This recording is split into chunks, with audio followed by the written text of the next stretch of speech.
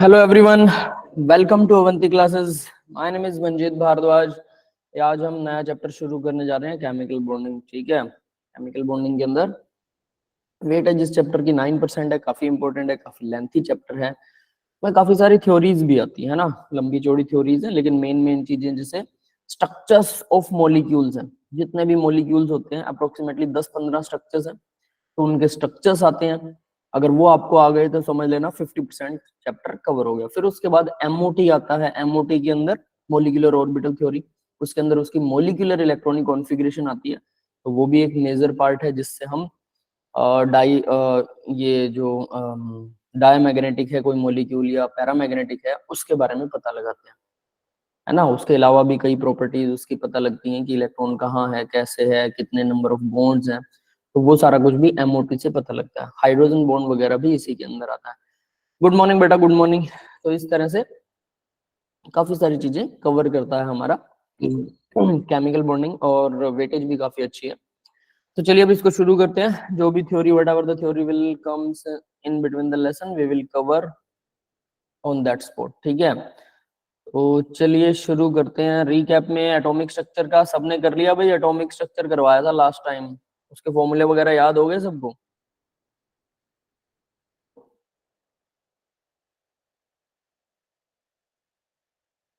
ठीक है, जरूर याद कर लेना बेटा, वो बहुत इंपॉर्टेंट चीज है। ठीक है, और जितने भी प्रीवियस ईयर हैं कम से कम मैंने आपको बोला था एनसीईआरटी जरूर करनी है साथ में। 20-30 क्वेश्चन होते हैं, आप आराम से 1 घंटे में कर लोगे अगर आप दिल लगा के करते हैं एनसीईआरटी वाली। फिर भी कोई प्रॉब्लम आती है किसी क्वेश्चन में, उसको छोड़ दीजिए, मुझे भेज दीजिए कि सर ये नहीं आया। मैं ऑन द क्लास यहाँ पर भी आपको करवा दूंगा वो कॉमन क्वेश्चन अगर होगा सबके लिए तो। चलिए, यस बेटा कुछ कह रहे हो?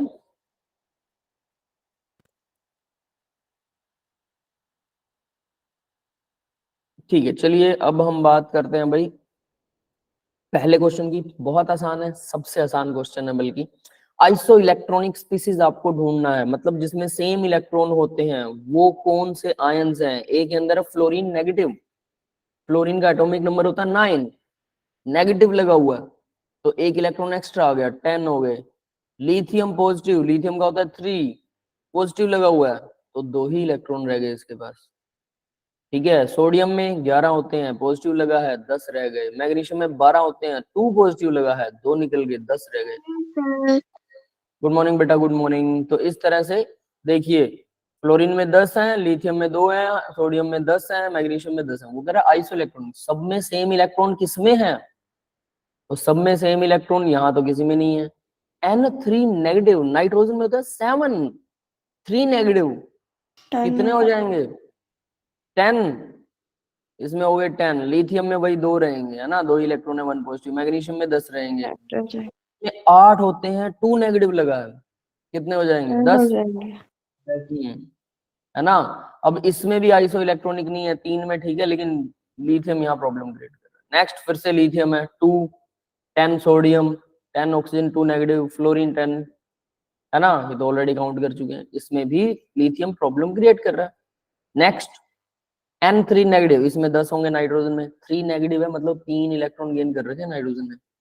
O2 नेगेटिव, इसमें भी 10 होंगे। फ्लोरीन नेगेटिव, इसमें भी 10 है, सोडियम 10। तो D is the right option.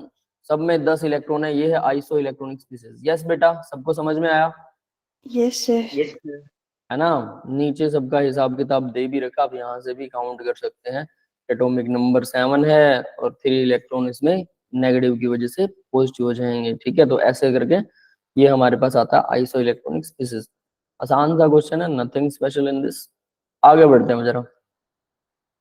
ठीक है भाई, ये इंटरेस्टिंग क्वेश्चन है, इसमें आपको कुछ स्ट्रक्चर्स भी याद करने को मिलेंगे। ठीक है, जैसे मैं बोल रहा हूँ लगभग 15 के आसपास टोटल स्ट्रक्चर हैं, टोटल स्ट्रक्चर आपके लेसन में लगभग 15।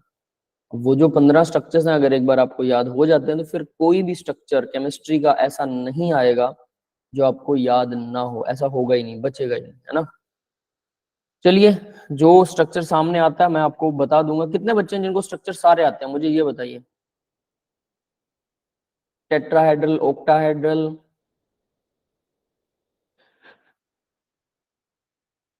Square, planar, bi pyramidal, pyramidal, ये सारे स्ट्रक्चर कितने बच्चों को आते हैं? ठीक है, यानी कुछ बच्चों को ये नहीं आते हैं, है ना। कोई बात नहीं, मैंने आपको लोगों को बिटली लिंक भेजा था, है ना, लास्ट टाइम, याद है? जी सर। bit.ly/ मंजीत सर, ठीक है, मैं फिर से भेज रहा हूँ आपकी स्क्रीन के सामने, इसको कॉपी पेस्ट कर लेना, कॉपी करके रख लेना, खुद को व्हाट्सएप कर लो या फिर लिख लो, कोई बात नहीं है, bit.ly/ मंजीत सर, ठीक है। अब मैं आपको जरा यहाँ पर वो शो भी कर देता हूँ कि वो कैसे वर्क करता है।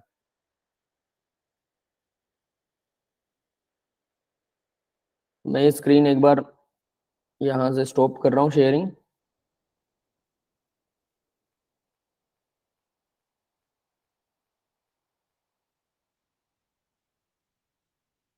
स्क्रीन शेयर हो रही है मेरी बेटा? Yes sir. जी सर। बट ये दूसरी आ गई, रुकिए रुकिए, मुझे एंटायर स्क्रीन शो करनी है। ठीक है, अब बताइए, अब स्क्रीन शो हो रही है क्या? मैंने फिर से स्क्रीन शो की है। जी Yes, सर। sir. ठीक है, तो इसके अंदर मैं यहाँ पर बिटली लिंक पे जा रहा हूँ। ये देखिए, मैंने ऊपर वही भरा था जो मैंने आपको बोला, bit.ly/ मंजीत सर। तो यहाँ आपको 11th नीचे की तरफ देखिएगा, मेरा कर्सर नीचे 11th केमिस्ट्री लिखा हुआ है, 12th केमिस्ट्री यहाँ से मिलेगा। ओपन बैच शुरू हुआ था एक बार, फिर वो कुछ ही लेक्चर लगे थे, वो बंद हो गया था। तो यानी 11th और 12th में ही आपको सारा मटेरियल मिलने वाला है, लेकिन यहाँ अब मैं बात कर रहा हूँ 11th की स्पेशली, ठीक है। 12th में भी सेम चीजें मिलेंगी। मोल कॉन्सेप्ट, अगर डिटेल में मोल कॉन्सेप्ट चाहिए, क्लास का लिंक है, क्लास नोट्स का लिंक है, डीपीपी मॉड्यूल, है ना। सेम एटॉमिक स्ट्रक्चर के लिए, पीरियोडिक टेबल के लिए, केमिकल बॉन्डिंग, यहाँ केमिकल बॉन्डिंग के 10-11 लेक्चर दे रखे हैं हमने, है ना।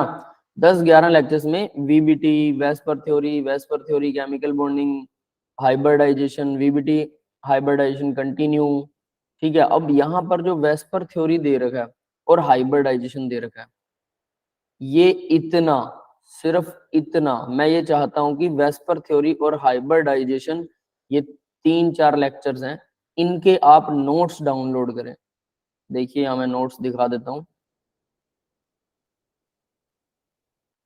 ठीक है। थर्ड वेस्पर थ्योरी कंटिन्यू है ना, थर्ड लेक्चर डायरेक्ट मिल रहा है। देखिए अब इसमें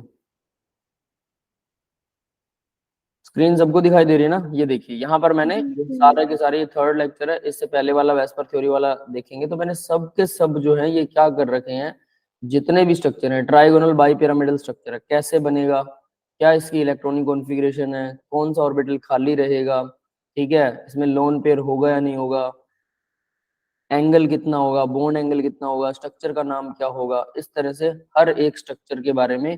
SF4, ठीक है, इसकी ज्योमेट्री और स्ट्रक्चर में डिफरेंस होता है। ये सीसा है, सीसा वही होता है झूला जो बच्चों वाला होता है ना। फिर ये ClF3, ये 10वां स्ट्रक्चर है, 11th स्ट्रक्चर है, 12th, ये टोटल ना 14-15, 15वां स्ट्रक्चर ये रहा, है ना। टोटल 15 स्ट्रक्चर ही बनते हैं, और ये वेस्पर थ्योरी का लास्ट स्ट्रक्चर है, तीसरा लेक्चर। तो वेस्पर थ्योरी का तीसरे लेक्चर में जस्ट स्ट्रक्चर है, ध्यान से देख लो, और कुछ भी नहीं है, ठीक है, just structures.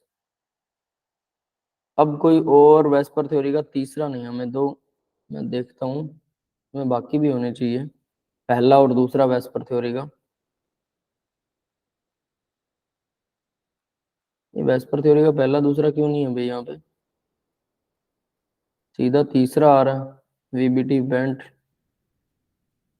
Chemical bonding first, lecture 1 यहाँ आ रहा है क्या? ठीक है, लेक्चर 1 यहाँ है, लेक्चर 2 देखो कहाँ पर है, ये रहा लेक्चर 2, ये लेक्चर 1, ठीक है, सारे मिलेंगे आपको। लेक्चर 1 ये अलग चीज है, लेक्चर 1 इसमें स्ट्रक्चर्स नहीं है। लेक्चर 2, लेक्चर 2 से शायद कंटिन्यू हुए थे, है ना, देखता हूँ मैं। लेक्चर 2 और लेक्चर 3 मुझे लग रहा है कि इसी में सारे आ जाएंगे, दो ही लेक्चर्स के अंदर सारे स्ट्रक्चर। हाँ भाई ठीक है, लेक्चर 2 और लेक्चर 3 आप सिर्फ देख लीजिए, O3 का दिखा रखा है। यहाँ से शुरू होती है वीबीटी, वीबीटी नहीं, VSEPR theory, valence shell electron pair repulsion theory, ठीक है, लोन पेयर में ज्यादा रिपल्शन होता है लोन पेयर बॉन्ड के पेयर के मुकाबले, और इसकी वजह से स्ट्रक्चर बनते हैं। बिल्कुल लेक्चर नंबर 2 से लेकर और लेक्चर नंबर 3, ठीक है, यहाँ से एक स्ट्रक्चर है, फिर लेक्चर नंबर 3 से 7th स्ट्रक्चर शुरू होता है, 15 टोटल स्ट्रक्चर है। लेक्चर नंबर 2 लेक्चर नंबर 3 दो ही स्ट्रक्चर है, समझ में आ गया सबको? दो ही लेसन है, सॉरी लेक्चर है। लेक्चर 2 लेक्चर 3 इनके नोट्स डाउनलोड कर लीजिए, ठीक है। और अगर नोट्स से आपको नहीं बन रहा है, समझ नहीं आ रहा है, तो ये लेक्चर देख लीजिए, 2 लेक्चर्स हैं, इसके अलावा और कुछ भी नहीं है, और आपके सारे स्ट्रक्चर क्लियर हो जाएंगे। यस बेटा, क्लियर है सबको? Yes sir. और कमाल की बात यह है कि एक बार किया हुआ, ये सिर्फ 2 लेक्चर, अगर आप रिकॉर्डिंग सुनना चाहे रिकॉर्डिंग सुन लेना, अच्छी बात है। अगर आपको नहीं बिल्कुल ही जीरो से स्टार्ट करना है तो, वरना देख के समझ में आ रहा तो बहुत अच्छी बात है।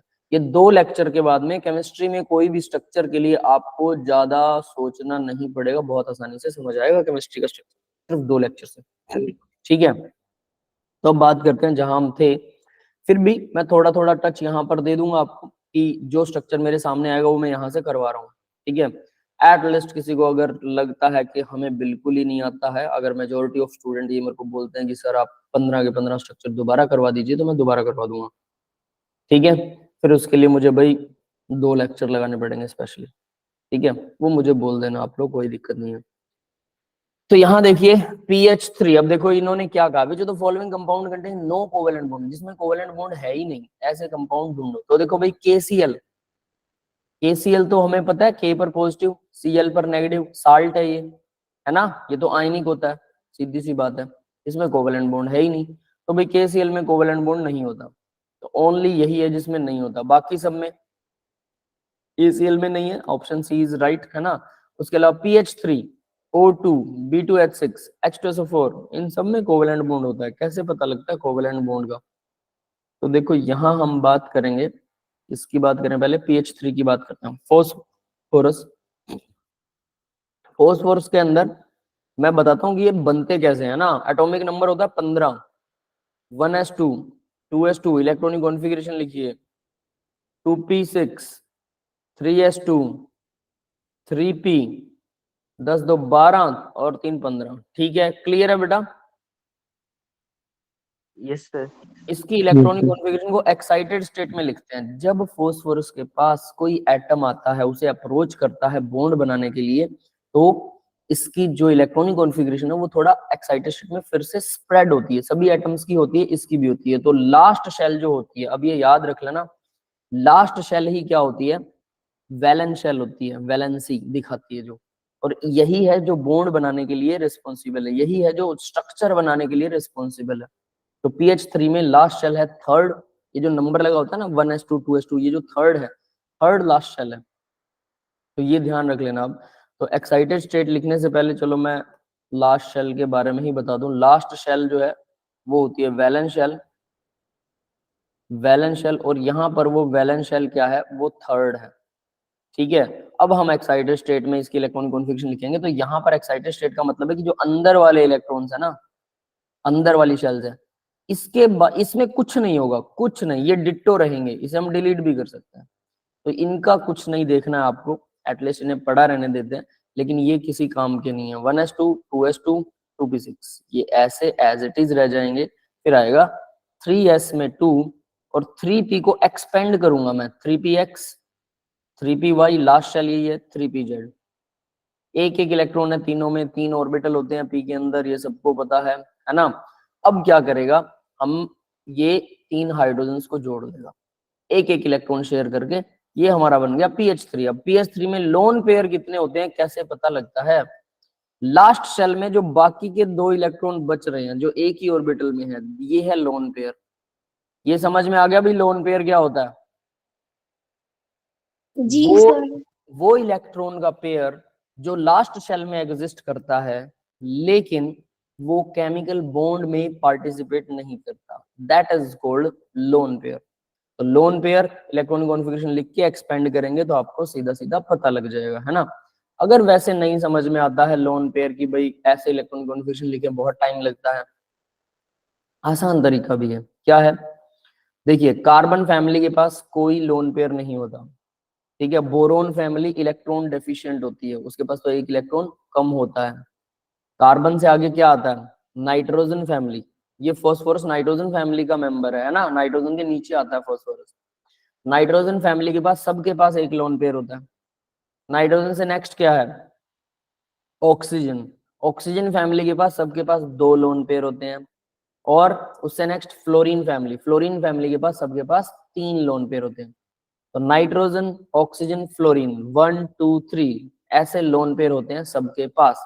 ये लोन पेयर कभी कभी बॉन्डिंग भी कर लेते हैं, कब करते हैं उसके बारे में भी बात करेंगे। जैसे फॉस्फोरस है, इसमें डी ऑर्बिटल भी तो होता है, 3D लिख सकता हूँ, बिल्कुल लिख सकता हूँ, 3D x square minus y square 0।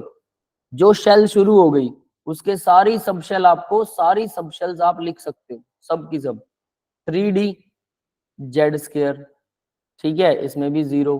फिर 3D x Y, 3D Y Z, है ना, फिर 3D जेड एक्स। इस तरह से ये पांचों ऑर्बिटल दिखा सकते हो। अब मान लो कि मुझे लोन पेयर यूज करना होता, अब लोन पेयर की इतनी हिम्मत नहीं होती है, ये याद रखना, कि वो बॉन्डिंग में पार्टिसिपेट करे। लेकिन अगर कोई स्ट्रॉन्ग इलेक्ट्रोनेगेटिव एलिमेंट इसके साथ बॉन्ड बनाता है, किसके साथ, फॉस्फोरस के साथ, अगर मैं हाइड्रोजन की जगह क्लोरीन ले लूं, तो क्लोरीन के मैंने 3 बॉन्ड बना दिए, मेरे पास 5 क्लोरीन हो सपोज दैट। तो ये जो लोन पेयर के 2 इलेक्ट्रॉन है ना, ये एक इलेक्ट्रॉन यहां से चला जाएगा, यहां आ जाएगा, ठीक है, डी में। तो कैसा हो सकता है, बिल्कुल स्ट्रॉन्ग इलेक्ट्रॉन नेगेटिव एलिमेंट जो है वो एटम्स के इलेक्ट्रॉन्स को एक्साइटेड स्टेट में लाकर और उसका ऑर्बिटल बदल सकता है, लेकिन उसकी शेल नहीं बदल सकता। याद रखना बहुत इंपॉर्टेंटली क्या कह रहा हूं, किसी भी इलेक्ट्रॉन को उठा के मत डाल देना, थर्ड शेल से थर्ड शेल में ही जाएगा। 3s से 3p में जा सकता है, 3d में जा सकता है, कोई दिक्कत नहीं है, लेकिन 3s से 4s में कभी नहीं जाएगा। अब हम कहेंगे 4s की एनर्जी तो कम होती है 3d से, है ना, जब इलेक्ट्रॉनिक कॉन्फ़िगरेशन लिखते हैं पहले 4s लिखते हैं फिर 3d लिखते हैं। भले ही 4s की एनर्जी कम हो, लेकिन इलेक्ट्रॉन शेल क्रॉस नहीं करता, रेयरली करता है। उसके भी कुछ एक्सेप्शंस रीजंस मिल जाएंगे आपको, जहां आप देखोगे कोऑर्डिनेशन केमिस्ट्री में 12th क्लास में, लेकिन यहाँ के लिए आपको यही मानना है, और वो भी रेयरली मिलेगा। तो इलेक्ट्रॉन शेल क्रॉस नहीं करता, भले एनर्जी लेवल का कितना भी गैप हो, सीधी बात है ना, भले वो गैप कम हो भले वो गैप ज्यादा हो, उस बात से कोई फर्क नहीं पड़ता, वो शेल क्रॉस नहीं करेगा। थर्ड वाला थर्ड में रहेगा, तो 3p और 3d में जा सकता है, जा सकता है, और उसके लिए भी स्ट्रॉन्ग ऐसा इलेक्ट्रोनेगेटिव होना चाहिए एलिमेंट जो ऐसा करवाने में सक्षम हो। यस बेटा, ये बात समझ में आई सबको, Yes, Yes, sir. sir. Yes, है ना। sir. तो इस वजह से इलेक्ट्रॉन डी में तो जा सकता है, वो भी कोई स्ट्रॉन्ग इलेक्ट्रोनेगेटिव होना चाहिए, हाइड्रोजन जैसा ऐसा नहीं कर सकता। तो यहाँ पर अब एक क्लोरीन और जुड़ जाएगा, एक इलेक्ट्रॉन इसके पास भी एक इलेक्ट्रॉन यहाँ भी जुड़ जाएगा, तो टोटल 5 क्लोरीन, यानी कि PCl5 एग्जिस्ट करता है, बिल्कुल करता है PCl5, ये करता है एग्जिस्ट।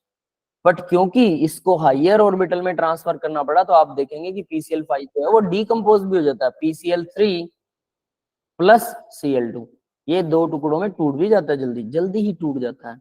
बट ऐसा नहीं कि बनाता ही नहीं है, बनाता तो ये है। तो भाई इस तरह से, अब क्या इस पे कोई नेगेटिव पॉजिटिव चार्ज आया, आपने अपना खुद का इलेक्ट्रॉन एक अलग ऑर्बिटल में ले गया, तो कोई नेगेटिव पॉजिटिव चार्ज थोड़ा आएगा, ना इलेक्ट्रॉन कम हुआ ना ज्यादा हुआ, है ना। तो ये सिंपल रहा, क्लियर है बेटा सबको। हाँ जी सर। ठीक है, तो ये ऐसे करके एक ऑर्बिटल में हाँ एक इलेक्ट्रॉन लेके जा सकता है बहुत आसानी से, बाकी ये खाली पड़े रहे, आप नहीं भी दिखाएंगे तो भी चलेगा, बट मैंने इनको इसलिए दिखाया ताकि आपको पता रहे कि हाँ ये वाले ऑर्बिटल्स ऐसे होते हैं। तो भाई फिलहाल हम सिर्फ लोन पेयर वाली बात करेंगे कि इसके पास लोन पेयर है, ठीक है, और अगर लोन पेयर है तो वो लोन पेयर कैसे काम करता है, ठीक है। तो ये लोन पेयर है, तो हम दिखा सकते हैं यहाँ पर फॉस्फोरस के पास एक लोन पेयर होगा और 3 बॉन्ड बनाएगा वो। तो 3 बॉन्ड कैसे बनेंगे, ये टेट्राहेड्रल शेप के जैसे बनेंगे, लेकिन लोन पेयर को स्ट्रक्चर में काउंट नहीं करते हैं। अब टेट्राहेड्रल शेप क्या होती है देख लेना, ऐसा नहीं ये चौरस बना दो, 4 चीजें जुड़ रही हैं, एक लोन पेयर और 3 हाइड्रोजन दिखा दो, ऐसा नहीं होता है। 3D में मिनिमम रिपल्शन, आपस में रिपल्शन कम होनी चाहिए, मैक्सिमम स्टेबिलिटी को गेन करता है वो जिसमें रिपल्शन कम है। तो भाई देखो, अगर फास्फोरस ऐसे करके कुछ बॉन्ड बनाए, ये कुछ दिखाने का तरीका है कि आप वी शेप में बना दो, और फिर देखो यहाँ ये जो लाइन है, ये दोनों तो बराबर लाइन है ना, वी शेप में, तो नेक्स्ट लाइन आप खींच रहे हो, तीसरा एटम दिखाओगे, वो सेंटर में नहीं दिखाना, ये गलत है। ऐसे नहीं दिखाते टेट्राहेड्रल को, या तो इस तरफ दिखा दो और थोड़ा सा इनसे बाहर निकाल दो लाइन को, या इस तरफ दिखा दो और थोड़ा लाइन को बाहर निकाल दो, चॉइस इज योर्स, किसी भी साइड दिखा सकते हो। और फोर्थ बॉन्ड बनता है यहाँ पर, जब चार चीजें जुड़ती हैं तो ऐसे स्ट्रक्चर बनता है, और इसको बोलते हैं टेट्राहेड्रल। उनके बीच में बॉन्ड कितना होता है, सबका बॉन्ड एंगल बराबर होता है, नीचे से ऊपर सबको चेक करेंगे, आपको कोई छोटा मोटा नजर आ सकता है, क्योंकि 3D नहीं है, बट ये बराबर होता है। और ये बॉन्ड एंगल होता है 109 डिग्री 28 मिनट, 60 मिनट में 1 डिग्री होता है, लगभग 30 डिग्री है ये, तो 109.5 डिग्री भी लिखा होता है बुक्स में, लेकिन exact tetrahedral angle 109 degree 28 minute है। ये समझ में आ गया? Yes sir. है ना? तो ये होता है टेट्राहेड्रल बॉन्ड, इसको टेट्राहेड्रल बोलते हैं, सारे एंगल बराबर होते हैं। तो देखो, अगर मैं इसको चौरस बनाता, जैसा कि जनरली सबसे पहले हमें यही लगता है कि ऐसे 4 हाइड्रोजन जोड़ दो यार, खत्म करो इसे, ठीक है, ऐसा होना चाहिए।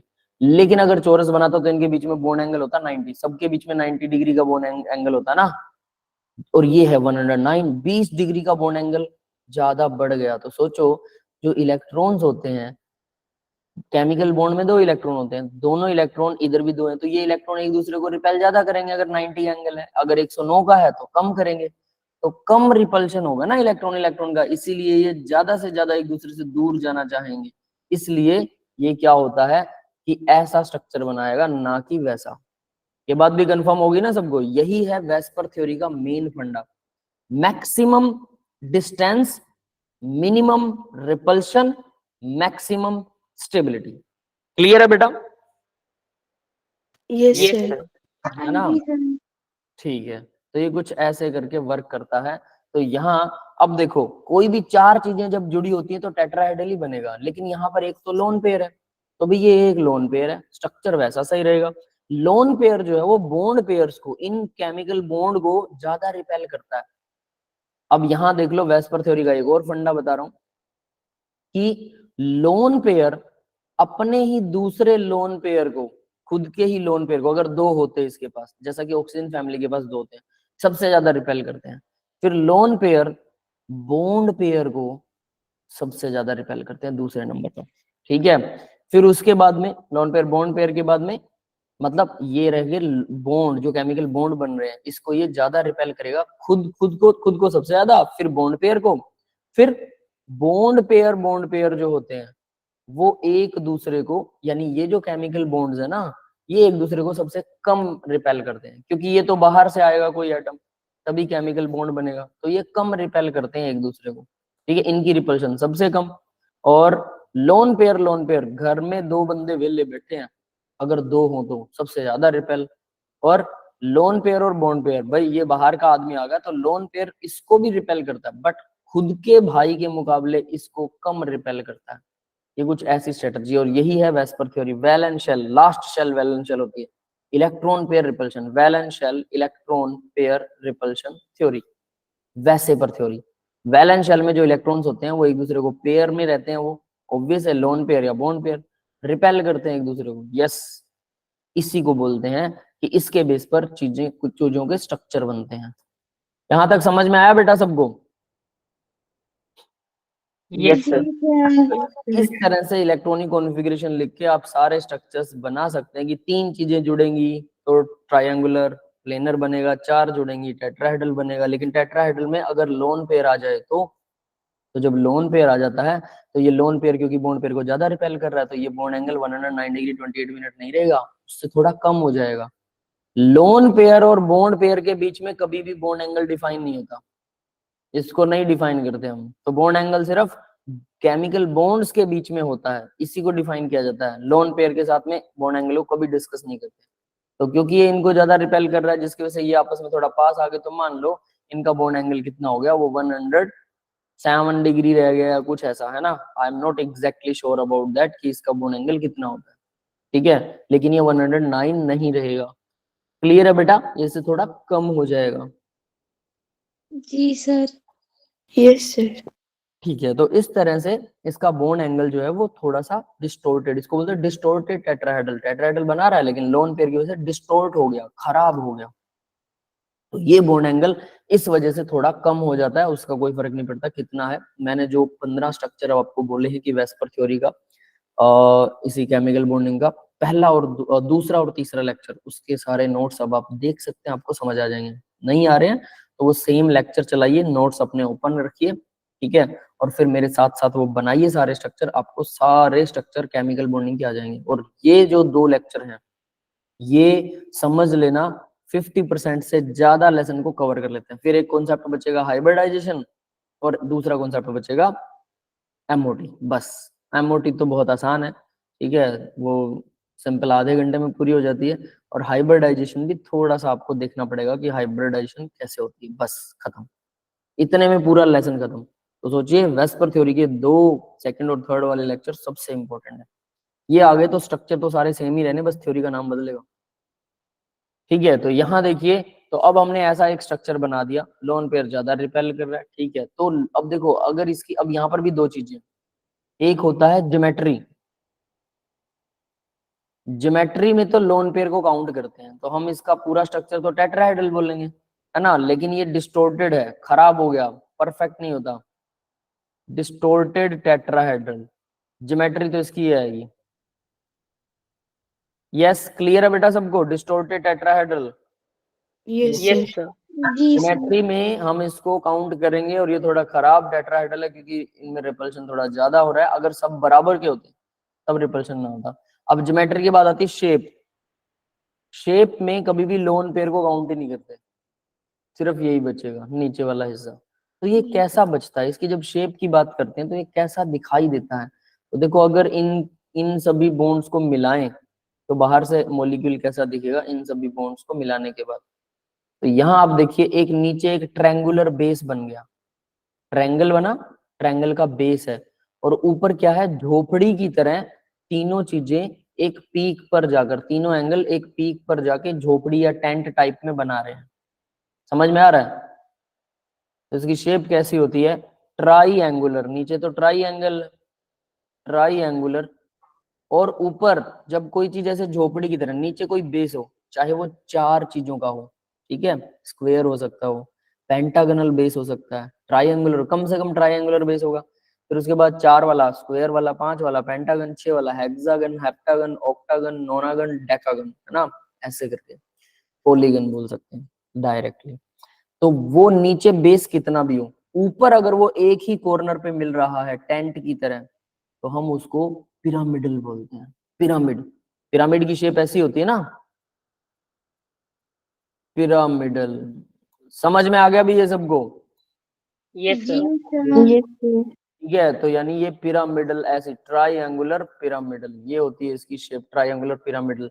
ज्योमेट्री तो टेट्राहेड्रल ही है, लेकिन शेप बदल गई ट्रायंगुलर पिरामिडल, क्योंकि शेप में हम लोन पेयर को काउंट नहीं करते। तो इस तरह से PS3 की शेप जो है वो ट्रायंगुलर पिरामिडल हो जाती है। तो ये कहानी है भाई, किसी भी चीज की शेप की कैसे बनती है, इलेक्ट्रॉनिक कॉन्फ़िगरेशन लिखते हैं, वैलेंस शेल को देखते हैं, लास्ट शेल वैलेंस शेल होती है, उसके इलेक्ट्रॉन ही बॉन्डिंग में पार्टिसिपेट करते हैं, जो कर रहे हैं वो केमिकल बॉन्ड बनाएंगे, जो नहीं कर रहे वो हमेशा पेयर में होंगे। अगर अकेला हुआ ना कोई, तो पक्के तौर पर बॉन्डिंग करेगा, वो अकेला खाली नहीं रह सकता, तो या तो वो पेयर में रुक जाएगा, वहीं पर लोन पेयर कहलाएगा, या फिर वो बॉन्ड बना लेगा, ठीक है। तो इस तरह से इसकी वैलेंसी डिफाइन होती है। यहाँ फॉस्फोरस 3 वैलेंसी दिखा रहा है एक लोन पेयर के साथ। अगर PCl5 की बात करें तो फॉस्फोरस जो है वो 5 वैलेंसी दिखाएगा और लोन पेयर चला जाएगा। 5 दिखाएगा तो मैंने बोला था कि क्या करता है, वो डी में जाएगा, यहाँ पे है ना, एक इलेक्ट्रॉन डी में चला गया, DX² - Y² में। अब यहाँ चला गया तो क्लोरीन अगर मान लीजिए ऐसे जुड़ गया, तो लोन पेयर अब रहेगा ही नहीं इसके पास, लोन पेयर विल डिस्ट्रॉयड। अब 5, जब 5 चीजें जुड़ती हैं तो वो क्या बनाती हैं, तो उसके लिए फॉस्फोरस ट्राइंगुलर, देखिए ऐसे बनेगा, ये तो बन गया ट्रायंगल। अगर मैं इन तीनों क्लोरीन्स को जोड़ दूं ऐसे तो ट्रायंगल बनेगा। हालांकि असली बॉन्ड तो ये वाले हैं जो बने हुए हैं, ये जोड़ना तो हम जोड़कर देखते हैं कि कैसी शेप बनेगी, ये बॉन्ड नहीं है। ठीक है बेटा, ये बात समझ में आ गई? जी सर। और Yes, अब sir. 2 क्लोरीन एक ऊपर और एक नीचे लग जाएगी, ठीक है, तो ये ट्रायंगुलर। अब अगर ऊपर वाले को ऐसे मिला दूं तो ये भी झोपड़ी टाइप बन गया, पिरामिड। नीचे वाले को मिला दूं तो नीचे भी एक पिरामिड बन गया। अब मॉलिक्यूल का कोई अप और डाउन थोड़ा होता है, मैं इसी को पलट सकता हूँ, मॉलिक्यूल घूम सकता है बड़े आसानी से। तो ये बन गया ट्राइंगुलर बाई पिरामिडल, 2 पिरामिड बन रहे हैं। तो ये स्ट्रक्चर, यानी अब देखो आपके सामने दो, एक तो टेट्राहेड्रल कवर हो गया, टेट्राहेड्रल में लोन पेयर आ जाए तो ट्रायंगुलर पिरामिडल होता है, और अगर ऐसा हो 5 चीजें जुड़ रही हैं तो 5 चीजों की ज्योमेट्री जो होती है वो हमेशा ट्रायंगुलर बाई पिरामिडल होती है। अब यहाँ अगर लोन पेयर आ जाए तो एक, मैंने यहाँ पे लोन पेयर लगा दिया, ये काउंट नहीं होगा फिर शेप में, तो ये कैसा हो गया, ट्रायंगुलर पिरामिडल बन गया ये, है ना। अब वो कैसे बनेगा, उसमें लोन पेयर रिपल्शन कैसे करते हैं, स्ट्रक्चर थोड़े बहुत वहां से चेंज हो जाते हैं, नॉट ऑलवेज कि ये ऐसा ही बनेगा, एक को हटा दो तो वो रिपल्शन भी तो बदल जाएंगी ना, किसी एक बॉन्ड को हटाने पर, तो सारे के सारे उस रिपल्शन के हिसाब से वर्क करते हैं। यस, क्लियर है बेटा सबको? Yes Yes, sir. sir. जी Yes, सर। sir. ठीक है, तो ऐसा कुछ ये बॉन्ड बनाता है भाई PH3, तो PH3 ट्रायंगुलर पिरामिडल शेप बनाएगा, ये मैंने बना रखी है यहाँ पे, टीपी बोल सकते हैं इसे, ट्रायंगुलर पिरामिडल शॉर्ट फॉर्म में। अब देखिए O2 जो है, अब इसमें ये जो P और H बॉन्ड होते हैं ये सारे कोवेलेंट बॉन्ड है, फास्फोरस और हाइड्रोजन के बीच में एक एक इलेक्ट्रॉन शेयर करके जो बॉन्ड बनता है कोवेलेंट है, डेफिनेट है। नेक्स्ट वाले में O2 ऑक्सीजन में डबल बॉन्ड होता है, सबको पता है, ठीक है। तो डबल बॉन्ड है, एक बॉन्ड सिग्मा, डबल बॉन्ड में हमेशा पहला बॉन्ड सिग्मा और दूसरा बॉन्ड पाई होगा, बात खत्म। अगर ट्रिपल हो किसी मॉलिक्यूल के बीच में तो एक तो पक्का तो सिग्मा बनेगा, बाकी के दोनों पाई, बाकी के 2 पाई बॉन्ड होंगे, है ना। तो सिंपल है कि एक बॉन्ड पहला बॉन्ड सिग्मा ही होगा, और अगर डबल बन रहा है तो दूसरा पाई, ट्रिपल बन रहा है तो दोनों पाई, अगर सारे सिंगल सिंगल बॉन्ड है तो सारे सिग्मा बॉन्ड होंगे, ठीक है। अब बात करते हैं अब BH3 की। BH3 जो है वो डाइमर बनाता है, डाइमर मतलब BH3 नॉर्मल है भाई, कोई दिक्कत नहीं, ये लीजिए, हमने बनाना बॉन्ड किया था, याद है आप लोगों की क्लास में हुआ था, नहीं हुआ था, ठीक है, आपकी क्लास में नहीं हुआ हो तो देखिए BH3 सिंपली 3 बॉन्ड बना लेता है, कोई दिक्कत नहीं है, लेकिन बोरोन की अगर इलेक्ट्रॉनिक कॉन्फ़िगरेशन लिखते हो, एटॉमिक नंबर 5 है, इसको भी ध्यान से देखना, 1s2 2s2 2p3, ठीक है, 3 आएगा नहीं, कितना आया 1, 2p1, एक्साइटेड स्टेट में लिखेंगे इसको 1s2 2s2, अब 2s2 नहीं लिख रहा मैं पहले इसको एक्सपेंड कर रहा हूँ, 2x 2py और 2pz। तो देखिए जरा, अगर मैं इसका एक इलेक्ट्रॉन यहाँ ले आऊं तो अब 2pz अब भी खाली रहेगा, पहले 2p में एक ही था, अब 2 हो गए, तो अब ये क्या करता है, 3 बॉन्ड बना लेता है। इस तरह से बोरोन जो है सेकंड शेल ही लास्ट शेल है, उसी में इलेक्ट्रॉन है, तो वो अपना ये लोन पेयर नहीं रहेगा, क्यों भाई p खाली पड़ा है, क्यों लोन पेयर रहेगा, 2p और 2s की एनर्जी भी बहुत नियर बाय होती है, इसलिए वो आसानी से भेज देता। हाइड्रोजन जैसा एटम भी उसका लोन पेयर जो बचना चाहिए था उसको एक्साइट करवा देता है बहुत आसानी से। लेकिन अगर 2p से अगर 2d होता, डी ऑर्बिटल 2d होता ही नहीं है, तो 3s में तो इलेक्ट्रॉन जाएगा ही नहीं, ठीक है, और वैसे भी इसके पास लोन पेयर कोई बचा नहीं, तो अगर d होता तो d में जा सकता था, उसके लिए स्ट्रॉन्ग इलेक्ट्रोनेगेटिविटी वाला एलिमेंट चाहिए था, d में ऐसे नहीं जाएगा, मतलब अपनी शेल में जाएगा, बट हाइड्रोजन ऐसा नहीं करवा पाता, दूसरे एलिमेंट करवा देते हैं। तो देखो यहाँ 3 बॉन्ड बन गए, ठीक है, ये क्या है 2p, 2p में 0, सभी एटम चाहते हैं उनका लास्ट शेल भरा हुआ हो, ठीक है, इसीलिए तो बॉन्ड बनाते हैं, या फिर पूरा खाली हो। ये बात समझ में आ गई बेटा? सभी एटम ये चाहते हैं या तो उनका पूरा बॉन्ड भरा हो या फिर पूरा खाली हो, और ये भी ऐसा चाहता है, तो इसलिए BH3 बन तो जाएगा, लेकिन क्योंकि इसके पास एक ऑर्बिटल खाली है, इधर इधर भी एक खाली है, तो ये क्या करेगा, ये कहता है कि भाई हम दोनों भाई हैं, हमारी कोई हेल्प नहीं कर रहा, हमारा ऑर्बिटल भी खाली है, कोई चार्ज भी नहीं चाहता, कोई भी एलिमेंट ना तो चाहता कि नेगेटिव पॉजिटिव चार्ज हो, ना चाहता कि उसका इलेक्ट्रॉन खाली हो। तो उस वजह से क्या होता है, उस वजह से ये क्या करते हैं, ये डाइमर बनाते हैं। अब डाइमर कैसे बनता है, अब जरा ध्यान से देख लेना उसको, ठीक है, देखिएगा जरा, मैं अब डाइमर बना के आपको दिखा रहा हूं। अगर मैं हाइड्रोजन को यहां से एक बार उड़ा दूं, ठीक है, इसको थोड़ा अच्छे तरीके से लिखेंगे, हाइड्रोजन यहाँ पर है, ठीक है, दूसरा हाइड्रोजन यहाँ पर है, केमिकल बॉन्ड है इसके साथ, नो डाउट टू इट, है ना।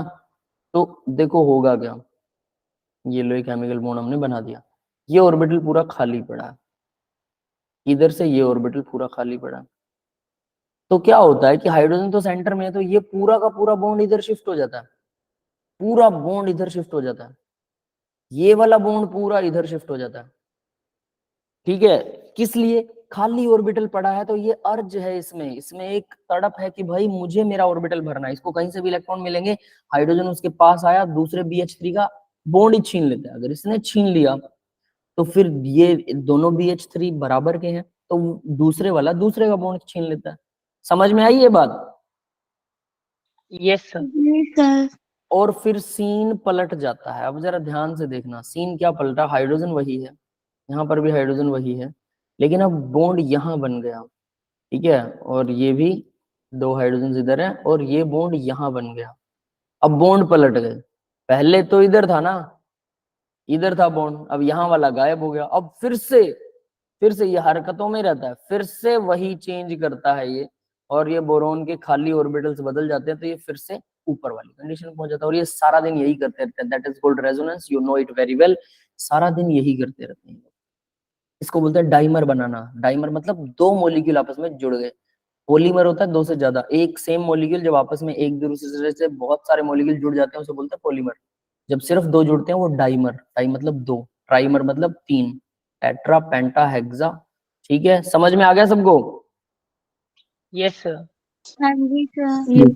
ये बनता है डाइमर। और इसमें अब ध्यान देने वाली बात है, किसी केमिकल बॉन्ड में क्या होता है, 2 इलेक्ट्रॉन होते हैं, है ना, शेयरिंग से, और 2 सेंटर। हाइड्रोजन के 2 सेंटर थे, तो 2 सेंटर और 2 इलेक्ट्रॉन 2 सेंटर के बीच में घूम रहे हैं। ये होता है नॉर्मल केमिकल बॉन्ड, नॉर्मल जिंदगी। अभी मिंटोस जिंदगी है ना, मिंटोस वाली तो अपने को करनी है अभी, तो मिंटोस जिंदगी यही है, ये BH3 वाली। यहाँ क्या हो रहा है देखो, फिर से देखना, बोरोन, यहाँ बोरोन, बीच में था हाइड्रोजन, ठीक है। तो हाइड्रोजन के साथ ये जो केमिकल बॉन्ड है, इसमें 2 ही इलेक्ट्रॉन है, ये कभी इधर से इधर जाता है, फिर यहाँ से फिर से इधर चला जाता है। तो क्या हो रहा है भाई, 2 इलेक्ट्रॉन है, इलेक्ट्रॉन तो 2 ही है, ये दोनों, और सेंटर कितने हैं, इन दोनों के बीच में बॉन्ड है, कभी इन दोनों के बीच में बॉन्ड है, तो सेंटर तो 3 हो गए ना। यस, ये समझ में आया बेटा? जी Yes, तो sir. 2 इलेक्ट्रॉन 3 सेंटर बॉन्ड बनता है, 2 electron 3 centre bond. AlCl3, aluminium trichloride, वो भी सेम चीज करता है, बोरॉन फैमिली में ही आता है, उसके जस्ट नीचे है, एल्यूमिनियम के साथ 3 क्लोरीन लगे हो, वो भी डाइमर बनाता है, वो भी बनाना बॉन्ड बनाता है, वो भी 2 इलेक्ट्रॉन 3 सेंटर बॉन्ड बनाता है। सेम स्ट्रेटजी, बस बोरॉन की जगह एल्यूमिनियम लिख दो, हाइड्रोजन की जगह क्लोरीन लिख दो, बाकी सारा स्ट्रक्चर सेम है। इसका एग्जाम्पल नोटबुक पे नोट कर लो और खुद बना के देखो, कभी भूलोगे नहीं, ठीक है। तो अब देखो, अब क्यों बनाता है वो बोरॉन, वो एल्यूमिनियम, उसके पास 3p वाला ऑर्बिटल खाली होता है, इसमें 2pz खाली, उसमें 3pz खाली होगा। एक ऑर्बिटल 3 वैलेंसी करने के बाद सेम इलेक्ट्रॉनिक कॉन्फ़िगरेशन लिख के देखना, ताकि आपकी प्रैक्टिस हो जाए, जिंदगी में दोबारा नहीं बोलोगे अगर इलेक्ट्रॉनिक कॉन्फ़िगरेशन लिखकर एक बार स्ट्रक्चर कर लेते हो तो। ठीक है, यही सेम चीज मैंने अभी समझा रखी है, ठीक है। अब देखते हैं जरा, तो यहाँ देखिए 2 इलेक्ट्रॉन 3 सेंटर बॉन्ड का आपको पता लग गया। अब इस बॉन्ड को ना देखो, अगर मैं इस बॉन्ड को थोड़ा सा, यहाँ पर ये ऑर्बिटल था, तो अगर मैं इस बॉन्ड की अगर थोड़ी शेप बनाना चाहूँ तो ये शेप ऐसी बन गई, है ना, स्ट्रेट नहीं है ये, तो ये क्या है, ये बनाना शेप है, दैट इज वाई इसको हम बनाना शेप बॉन्ड बोलते हैं, it is banana shape. Clear है बेटा सबको? हाँ जी सर। Yes, sir. तो ये बनाना बॉन्ड होता है भाई, इसी का नाम है बनाना बॉन्ड, बनाना शेप से बनता है।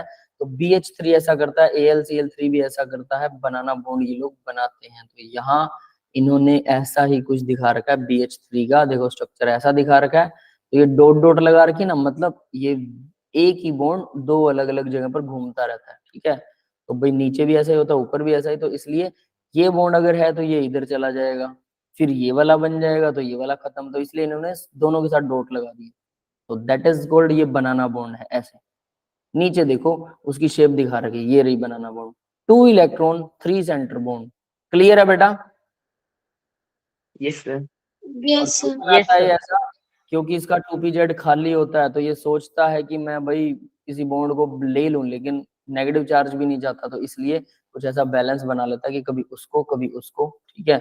ये अब हम इसकी बात करें तो कैसा है ये बिल्कुल वैसा है जैसे आप लोग कोयला, जलता हुआ कोयला अगर आपको हाथ में दे दिया जाए पकड़ने के लिए, थोड़ा बहुत उस पर राख लगी हो, ऐश लगी हो, ताकि आपका हाथ जले ना, पूरी तरह से बिल्कुल रेड ना हो, अंदर से रेड हो, बाहर से उसमें थोड़ी सी राख लगी हुई है, हम लोग ऐसा किया करते थे जब बचपन में, अगर हमें आग को शिफ्ट करना हो तो चिमटे से पकड़कर चूल्हे में से आग को शिफ्ट करते हैं, लेकिन बच्चे थे तो हर जगह चिमटा अवेलेबल नहीं होता था, तो छोटा सा कोई ऐसा कोयला पकड़ा, कभी इस हाथ में कभी इस हाथ में, ऐसे ऐसे करके, है ना, बैलेंस बना के और उसको दूसरी जगह शिफ्ट कर देते थे। ये भी ऐसे ही है, कभी ये बॉन्ड कभी वो बॉन्ड, समझ में आ रहा, जिससे इनका बैलेंस बना रहता है और इसकी इच्छाएं भी पूरी हो जाती हैं, इसके ऑर्बिटल भी सारे भर जाते हैं।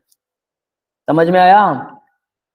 तो ये Yes, sir. बैलेंस बनाए रखते हैं, बॉन्ड कभी इधर कभी उधर, कभी इधर कभी उधर। तो ओवरऑल हम कहते हैं कि हमेशा दोनों बॉन्ड एग्जिस्ट करते हैं। ऐसा कह सकते हैं ना, ये बॉन्ड भी है ये भी है, हमेशा है, क्योंकि मोमेंट ऑफ टाइम में ये इधर से इधर आ जाता है, इधर से इधर आ जाता है। तो यानी दोनों हाथों में, जैसे हम कहते हैं कि कोयला है और वो अगर एक ही हाथ में रह गया तो दूसरा खाली रह जाएगा, तो एक को ज्यादा डैमेज करेगा, दूसरा बच जाएगा।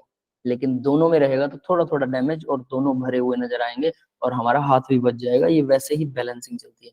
ये स्ट्रक्चर है भाई BH3 का, डाइमर बनाता है। क्लियर है बेटा? Yes, sir. जी Yes, sir. sir. 2 electron 3 centre banana bond.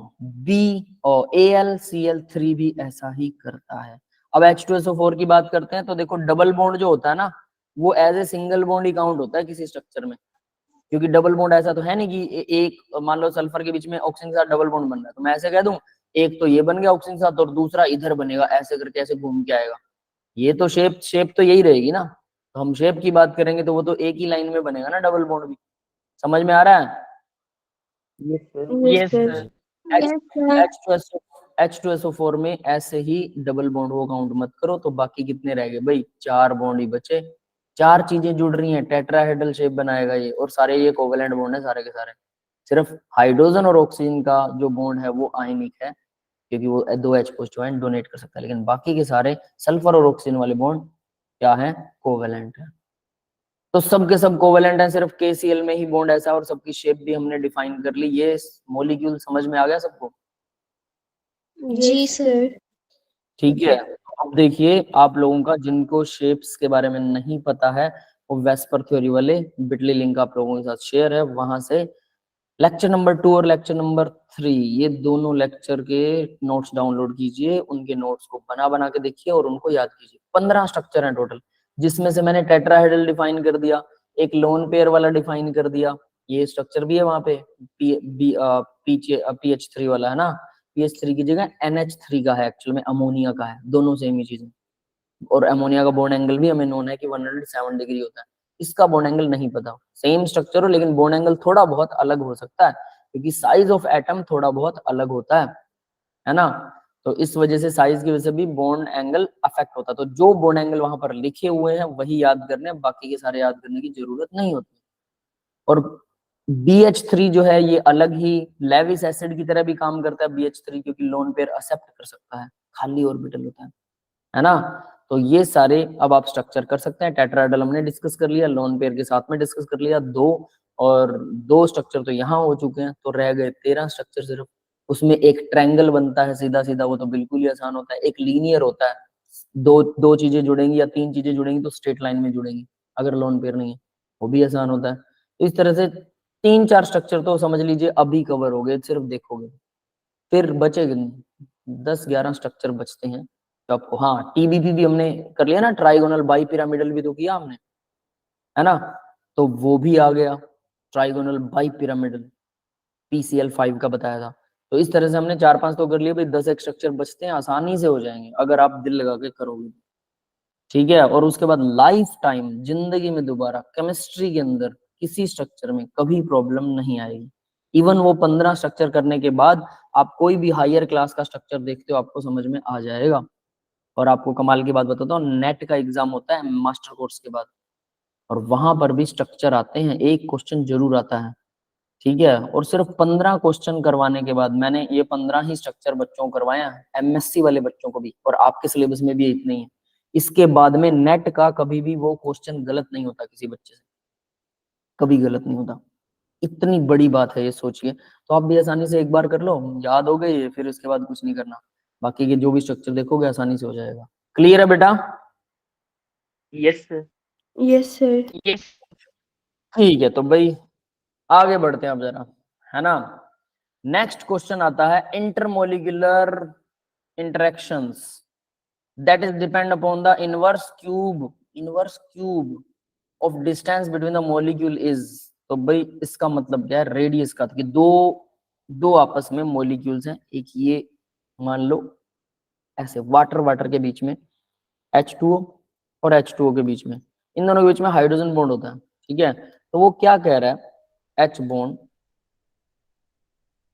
वो क्या कह रहा है, वो कह रहा है कि इन दोनों का जो इंटरन्यूक्लियर डिस्टेंस है और जो फोर्स इन दोनों को खींच रही है, इनके बीच में रिलेशन क्या है। तो फोर्स जो है वो डायरेक्टली प्रोपोर्शनल है इंटरन्यूक्लियर डिस्टेंस के। तो इंटरन्यूक्लियर डिस्टेंस के यानी रेडियस का स्क्वायर के, इसमें हाइड्रोजन बॉन्ड में। लेकिन वो कह रहा है मुझे ये नहीं चाहिए, वो कह रहा है कि कौन सी फोर्स ऑफ अट्रैक्शन होती है जिसमें फोर्स 1/3 के इक्वल होती है रेडियस के, क्यूब के, ये वो पूछ रहा है। यस, क्लियर है बेटा? जी सर। Yes, sir. Yes that is question, दो मॉलिक्यूल्स के बीच में फोर्स ऑफ अट्रैक्शन लगती है तो वो किसके बीच में होती है। तो याद रखना, आयन आयन इंटरेक्शन रेडियस 1/2 होती है। अगर आयन डाइपोल इंटरेक्शन करते हैं रेडियस 1/r3 होती है। लंदन फोर्स करते हैं रेडियस 1/6 होती है, r/6। और डाइपोल में भी 1/r3। तो आयन डाइपोल में और डाइपोल इंटरेक्शन में 1/r3 होती है। ये आपको याद रखना है, दोनों में r3 है। आयन आयन में सबसे स्ट्रॉन्ग इंटरेक्शन है, आयन आयन में। ठीक है, क्लियर है भाई? Yes sir. Yes, yes sir. Sir. और डाइपोल इंटरेक्शन 1/r3 होती है और डाइपोल ही हाइड्रोजन बॉन्ड होता है। ये बस इससे थोड़ी सी अच्छी होती है हाइड्रोजन बॉन्ड की इंटरेक्शन, तो 1/r3 ही बोल सकते हैं। और लंदन फोर्स या डिस्पर्शन फोर्स में r/3 होता है। तो ये अब आपको याद होना चाहिए। अब ये होती क्या है फोर्स, इसके बारे में बात करते हैं। वैसे तो आप लोगों ने पढ़ रखा होगा आई थिंक सो, बट शायद भूल गए होंगे। क्लोरीन नेगेटिव क्या है, आयन है। Yes, it is ion. Water slightly negative होता है ऑक्सीजन पे, स्लाइटली पॉजिटिव होता है हाइड्रोजन पे। क्या है भाई वाटर, डाइपोल है, दो पोल, नेगेटिव पॉजिटिव पोल, उसको बोलते हैं डाइपोल। अगर कोई मॉलिक्यूल में नेगेटिव और पॉजिटिव चार्जेस बन रहे हैं, स्लाइटली नेगेटिव स्लाइटली पॉजिटिव या कंप्लीट नेगेटिव कंप्लीट पॉजिटिव, हम उसको डाइपोलर मॉलिक्यूल बोलते हैं जिसमें दो पोल्स हैं। समझ में आ गया भाई डाइपोल क्या होता है? Yes Yes, sir. sir. Yes sir. दो पोल, पॉजिटिव नेगेटिव पोल।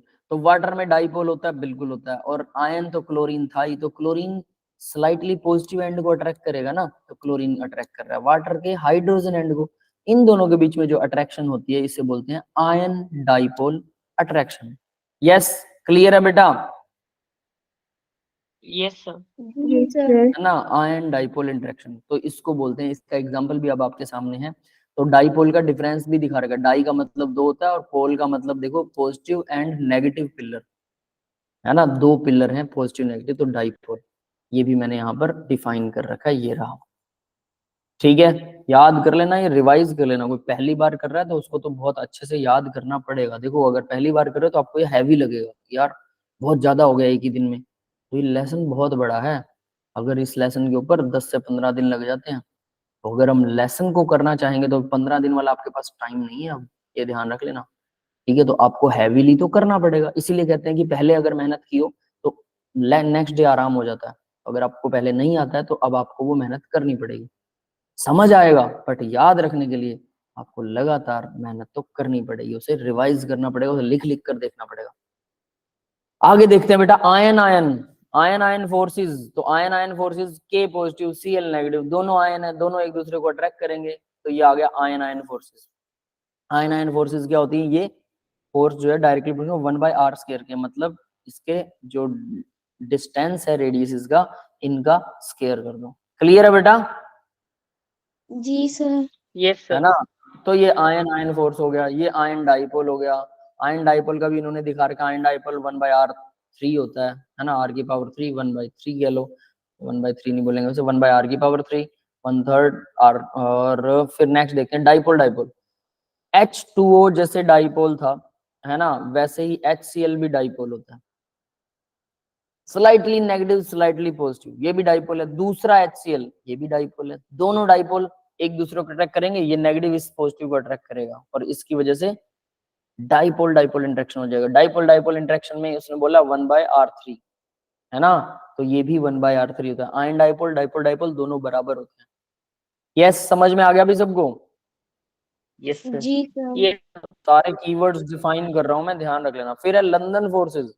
सबसे वीक फोर्स होती है लंदन और डिस्पर्शन फोर्स। इसमें क्या होता है, मान लो एक क्लोरीन का मॉलिक्यूल, यहाँ दूसरा क्लोरीन का मॉलिक्यूल, दोनों क्लोरीन के मॉलिक्यूल्स गलती से, अगर मैं इसको ठंडा करता हूँ, दोनों के ऊपर प्रेशर डालता हूँ, क्योंकि क्लोरीन गैस होती है, तो प्रेशर डालूं, ठंडा करूं, तो क्या होगा?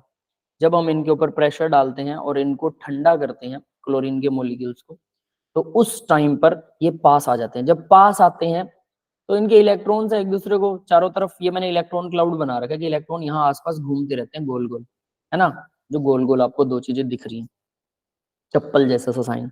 अब होता क्या है कि जब ये पास आते हैं तो इनके इलेक्ट्रॉन एक दूसरे को रिपेल करते हैं, तो गलती से अगर क्लोरीन के एक साइड में इलेक्ट्रॉन बढ़ गए, यहाँ इलेक्ट्रॉन बढ़ गए, यहाँ ज्यादा घूम रहे हैं, वो इधर कम घूम रहे हैं, तो हम कह सकते हैं कि ये स्लाइटली नेगेटिव, ये स्लाइटली पॉजिटिव हो जाएगा। यस, यस ये समझ में आ गया बेटा? हम कह सकते हैं ना, ये स्लाइटली नेगेटिव स्लाइटली पॉजिटिव हो जाएगा। और इसको बोलते हैं मोमेंट्री डाइपोल। ये डाइपोल बन गया, लेकिन एक मोमेंट ऑफ टाइम के लिए डाइपोल बना। हाँ भाई, समझ में आया ये सबको? जी सर। Yes sir. ये मोमेंट ऑफ टाइम के लिए डाइपोल बना। और दूसरा, अब अगर ये क्लोरीन ऐसा हो गया तो वो सामने वाले को क्या करेगा, उसके इलेक्ट्रॉन्स को रिपेल कर देगा, उसके डाइपोल को भी, मतलब उसके इलेक्ट्रॉन क्लाउड को भी डिस्टर्ब कर देगा, तो वो क्लोरीन भी स्लाइटली पॉजिटिव स्लाइटली नेगेटिव हो जाएगा, वो नेक्स्ट वाले को कर देगा, वो उससे नेक्स्ट को कर देगा, और इस तरह से सब क्लोरीन के मॉलिक्यूल एक दूसरे को डाइपोल बना देंगे और अट्रैक्शन हो जाएगा। Chlorine will become liquid. ऐसे बनता है कोई लिक्विड, किसी गैस को लिक्विड ऐसे बनाया जाता है। क्लियर है सबको? Yes sir. है ना, Yes, तो कोई sir. मॉलिक्यूल अगर गैसियस फॉर्म में है तो इसका मतलब वो उसके ऊपर कोई डाइपोल बन ही नहीं रहा, वो नॉर्मल है। एटम भी हो सकता है वो, जैसे हीलियम गैस वगैरह होती हैं, तो इनमें भी यही होता है, उनका इलेक्ट्रॉन क्लाउड सिमेट्रिकल होता है, सब तरफ से बराबर बटा हुआ है। जब हम प्रेशर डालते हैं, गलती से मोमेंट्री डाइपोल बनता है। मोमेंट्री डाइपोल फिर दूसरे मॉलिक्यूल को इंड्यूस डाइपोल बनाता है। इंड्यूस का मतलब क्या होता है? प्रेरित करना। तो मोमेंट्री डाइपोल से इंड्यूस्ड डाइपोल बनता है, प्रेरित किया हुआ डाइपोल। वो उसको जबरदस्ती बना रहा है, उसको कह रहा है कि भाई मेरे ऊपर नेगेटिव आ गया, अब मैं तुझे धक्का मारूंगा, तो वो उधर धक्का लगाएगा तो पॉजिटिव बन गया। अब नेगेटिव पॉजिटिव चार्ज एक दूसरे को अट्रैक्ट करेंगे, अब ये दोनों एक दूसरे को अट्रैक्ट कर रहे हैं, है ना। तो इस फोर्स ऑफ अट्रैक्शन को लंदन फोर्स ऑफ अट्रैक्शन बोलते हैं। समझ में आया भी सबको लंदन फोर्स ऑफ अट्रैक्शन क्या होता है? Yes sir. Yes, sir. Yes ये सर। बहुत वीक होती है, 1/r⁶ बहुत वीक होती है ये, और इसलिए क्लोरीन को गैस बनाना या ऐसे मॉलिक्यूल्स को गैस बनाना मुश्किल होता है। जैसे आप प्रेशर कम करेंगे वो गैस हवा में उड़ जाएगी, क्योंकि ये वीक फोर्स ऑफ अट्रैक्शन होता है। यस बेटा, क्लियर है सबको? Yes, sir. Yes, sir. Yes sir. ठीक है, तो भाई इस तरह से ये फोर्स थी। अब और बात बताता हूँ, हाइड्रोजन बॉन्ड क्या होता है। Hydrogen bond dipole dipole interaction ही होता है, लेकिन बस उसमें एक खास चीज है कि नाइट्रोजन, फ्लोरीन, ऑक्सीजन, ये तीनों एटम अगर हाइड्रोजन के साथ बॉन्ड बना रहे हैं, हाइड्रोजन तो होना चाहिए ना हाइड्रोजन बॉन्ड में, तो इन तीनों एटम्स के साथ अगर हाइड्रोजन होता है, तब क्या होता है, तब ये तीनों एटम्स जो हैं हाइड्रोजन के साथ में बॉन्ड बनाने के बाद जो मॉलिक्यूल बनेगा, वो मॉलिक्यूल एक दूसरे को डाइपोल डाइपोल से ही अट्रैक्ट करेंगे। लेकिन उस डाइपोल डाइपोल फोर्स को, जैसे हमने नीचे HCl करा ना, डाइपोल डाइपोल फोर्स, HCl का एग्जांपल, तो सेम यही काम करते हैं, लेकिन ऑक्सीजन के साथ अगर हाइड्रोजन हो तो वाटर बनेगा। तो वाटर का मॉलिक्यूल दूसरे वाटर के मॉलिक्यूल को डाइपोल डाइपोल से अट्रैक्ट करेगा, स्लाइटली नेगेटिव स्लाइटली पॉजिटिव आएगा, लेकिन इस dipole dipole force of attraction का नाम होगा हाइड्रोजन बॉन्ड, क्योंकि ये काफी स्ट्रॉन्ग होती है। क्यों? क्योंकि ऑक्सीजन, फ्लोरीन और नाइट्रोजन तीनों स्ट्रॉन्ग, सबसे स्ट्रॉन्ग इलेक्ट्रोनेगेटिव एलिमेंट है पूरी पीरियोडिक टेबल में। फ्लोरीन सबसे ज्यादा है, ठीक है, फिर ऑक्सीजन आता है, फिर नाइट्रोजन आता है। तो इस तरह से सबसे स्ट्रॉन्ग इलेक्ट्रोनेगेटिव एलिमेंट जब हाइड्रोजन साथ बॉन्ड बनाते हैं तो दो मॉलिक्यूल आपस में डाइपोल डाइपोल फोर्स से एक दूसरे को खींचते हैं, इसी को बोलते हैं हाइड्रोजन बॉन्ड। यस, क्लियर है? Yes sir. Yes sir. है ना? जी सर। तो हाइड्रोजन हाइड्रोजन बॉन्ड सिर्फ ऐसे चलता है और कुछ नहीं है। नेक्स्ट आगे बढ़ते हैं बेटा। तो ये अब आपको पूरा याद करना है और कुछ नहीं है, ये ध्यान रख लेना। नेक्स्ट देखिए भाई, बहुत आसान क्वेश्चन है। ये बोल रहा है nodal plane in the pi bond of ethene is located in. Nodal plane बताना है आपको पाई बॉन्ड का, तो मतलब नोड बताना है। कल मैंने आपको नोड बताए थे सेकंड लेसन में, याद है? Yes sir. तो नोड Yes, कैसे होता है भाई? देखो सीधी सी बात है, हमने यहाँ पर मोलिकुलर ये बता रखा है कि कार्बन है, 2 हाइड्रोजन इधर बना लिए, 2 इधर बना लिए, तो जो पाई बॉन्ड बनता है देखिए वो क्या होता है, ये वाले ऑर्बिटल्स शेयर होते हैं और यही बनाते हैं पाई बॉन्ड। ठीक है, तो ये आपस में ऐसे शेयर होते हैं, पी ऑर्बिटल ऐसे होता है ना, साइडवेज शेयरिंग, याद होगा सबको। इसको, इस शेयरिंग yes, को, है ना, इस शेयरिंग को मैं ऐसे दिखा सकता हूं ना, ये जैसे यहाँ मैंने शो कर रखा है कि ऐसे, ऐसे भी आपने पाई बॉन्ड को मतलब पाई बॉन्ड की शेप ऐसे भी देखी होगी, है ना। तो ऊपर नीचे, क्योंकि ये ऊपर नीचे से शेयरिंग कर रहा है, कैसे? अब जरा ये देखो, ये कार्बन है, ये दूसरा कार्बन है, सिंगल बॉन्ड तो बन गया, है ना। अब यहाँ एक्चुअल में पी ऑर्बिटल ऐसा होता है, ऐसे शेयरिंग करते हैं ये पी ऑर्बिटल, क्योंकि हम इसका कचरा ना मच जाए इसको, इसलिए हम इसको थोड़ा दूर दिखा देते हैं, लेकिन एक्चुअल में ऐसे शेयरिंग करते हैं। तो यहाँ पर इलेक्ट्रॉन घूम रहे हैं नीचे की तरफ, तो इलेक्ट्रॉन की प्रोबेबिलिटी कम हो जाती है। तो अगर इसको मैं दिखाऊं कि भाई इलेक्ट्रॉन कुछ ऐसे घूम रहा है ना, ऐसे नीचे की तरफ प्रोबेबिलिटी कम हो गई। यहाँ पर भी मैं वही चीज दिखा दूं कि इलेक्ट्रॉन कुछ ऐसे घूम रहा है, यहाँ पर प्रोबेबिलिटी कम हो जाती है, तो यहाँ नहीं दिखा रहा हूँ। तो ये ऐसे बन गया, बनाना बॉन्ड के जैसा कुछ कुछ है ना, ऐसा कह सकते हैं, ऐसे। तो मैं इसको ऐसा दिखा देता हूँ, ऊपर और नीचे, ये बन गया पाई बॉन्ड। यस, ये समझ में आया बेटा? yes, sir. yes, sir. P orbital का नोड क्या था, याद है किसी को? पी ऑर्बिटल का नोड, नोडल प्लेन ये था। यहाँ पर इलेक्ट्रॉन की फाइंडिंग प्रोबेबिलिटी 0 हो जाती है, तो यहाँ पाई बॉन्ड का भी तो यही होगा ना। और ये कौन सा प्लेन है? ये है मोलिकुलर प्लेन। इस प्लेन में यहाँ से अगर मैं कागज पास आउट करूं तो पाई बॉन्ड ऊपर रह जाएंगे, ठीक है। तो यहाँ पर probability of finding of electron 0 हो जाएगी पाई बॉन्ड की। यही बात वो कह रहा है मोलिकुलर प्लेन में। देखो, pi bond is found by p orbital whose lobes have minima in the plane of molecule. Molecule के प्लेन में यहाँ पर इनके लोब कम हो जाते हैं, यहाँ पर इनके लोब नहीं है इस प्लेन में, है ना। इस प्लेन हिस्से में यहाँ इनके लोब्स 0 हो जाते हैं, फाइंडिंग ऑफ प्रोबेबिलिटी 0 हो जाती है। Hence molecular plane is nodal plane in pi bond. Molecular plane, ये मॉलिक्यूल को काटने वाला प्लेन है, यही नोडल प्लेन होता है पाई बॉन्ड में। क्लियर है बेटा सबको? Yes, sir. Yes sir. ठीक है, आगे बढ़ते हैं अब जरा। Let's see the next question.